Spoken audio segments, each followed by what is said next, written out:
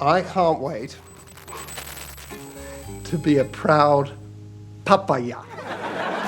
Every new parent has that moment where they wonder if their children are actually the devil. Me. Well, someone had to be right eventually. When a vibranium synthezoid and a woman love each other very much, not a whole lot is supposed to happen really. Great vacation dates, mostly. Or as it turns out, an epic romance, a battle for half of the universe, a noble sacrifice undone, an idyllic fake reality, and kids, apparently. All those other things are just not likely, but that last one shouldn't even be possible. There's no birds and the androids talk, so where did Wanda's kids come from? Spoiler warnings for WandaVision up to episode 7, and for West Coast Avengers Volume 1, number 51 and 52. In the comic book reality, discussions of the birds and the bees can be more complicated, with aliens and beings of pure magic and mutants and cosmic rays and such. But for the most part, it still contains that awkward health class basics of a little mom and a little bit of dad getting mixed up and creating someone who's a little bit mom and a little bit dad. Without putting too fine a point on it, delivering a bit of dad to the bakery is a biological process. And if there's one thing that Vision is not, it's biological. He's a synthezoid who doesn't even eat. Whoa. Despite that shortcoming, Vision is the proud parent of one of the most significant set of children in the Marvel Universe, and what is said to be the most important children of the Marvel Cinematic Universe, mostly because Vision can't possibly be the father. So, what gives? If the conventional wisdom of parenting is that children grow up so fast, Daddy? Tommy and Billy have taken that concept and ran with it. They went from babies on board, so to speak, to being born to 10-year-olds over the course of 3 episodes. One of the biggest changes that come with the children is the end of the second take. At the end of the second episode, when Wanda and Vision saw the sword agent who had become a beekeeper and not an AIM agent.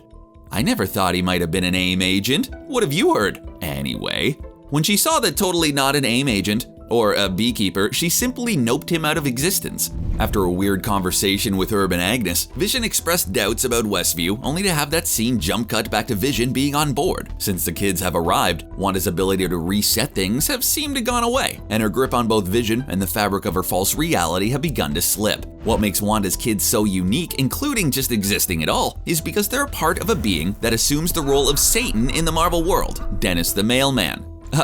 Oh, morning, Dennis. Wait, no, Mephisto. But also totally Dennis the Mailman. Mephisto is the sinister deal maker of the Marvel Universe. In the pages of the comics, none other than Thanos himself ended up on the raw end of a deal with the devil, with the whole Infinity Gauntlet storyline being just a way for Mephisto and Death to mess with the Mad Titan. This time, however, there's some deep and truly weird history. Wanda just wanted a family, but she was in love with a robot with the brain imprint of another man. She decided that this was a job for hex magic, and hex magicked herself some kids and decided not to look into the possible ramifications. Those ramifications was that it just so happens that while she was wishing herself into the family, Mephisto had been temporarily scattered, and she was able to use her hex powers to capture 2 fragments of Mephisto's soul and made them into her babies. At some point, Master P figures that Billy and Tommy are the last fragments of his soul and steals them back, only for Mephisto and Agatha to introduce him to the always troublesome timeline. Billy and Tommy predate Martin, trying to see if his car worked upside down. The original Human Torch shows up with Pandemonium's missing soul bits, which, naturally, doesn't have the desired effect, while Mephisto says thank you kindly for his soul fragments back, leaving Agatha to wipe Wanda's memory of her children entirely. Which of course doesn't take when she starts to lose grip on reality, and her powers do the best to rewrite reality to her liking. If you're thinking that doesn't seem too weird, it's because we left out the part where Master Pandemonium used Billy and Tommy's souls as arms. Sleep tight, kids! So we have Wanda creating magic kids out of sheer force of will, and Wanda creating an entire fake reality while being manipulated by Agatha all along. It was Agatha all along. Surely this time we'll get Mephisto, right? Well, kind of. Mephisto has always been the man behind the curtain kind of cat. What we do know is that the MCU is barreling towards some version of House of M, presumably as a way to open the doors to mutants. In order to get from here to there, Wanda has to then forget she had children, with Agatha doing everything she can to get Wanda pregnant and then push the children up the age scale. We're finally in the first complicated part of the plan. While Agatha might now seem like a dog-killing, reality-warping menace, she's also a nearly timeless being who plays the long game.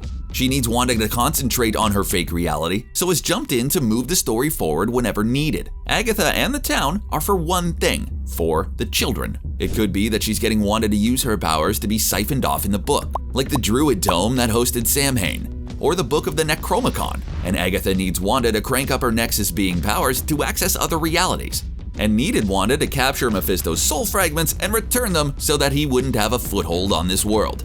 Or another episode could yet throw another curveball into all these theories and take things into a completely new direction.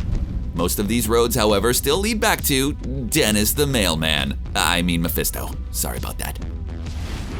Seriously though, keep an eye on Dennis. He saw the confrontation between Monica and Wanda first and then Agatha. And who followed Wanda and Agatha away without delivering a single package? Dennis the Mailman. You're not delivering mail, Dennis. Just who are you the messenger for? Who I ask?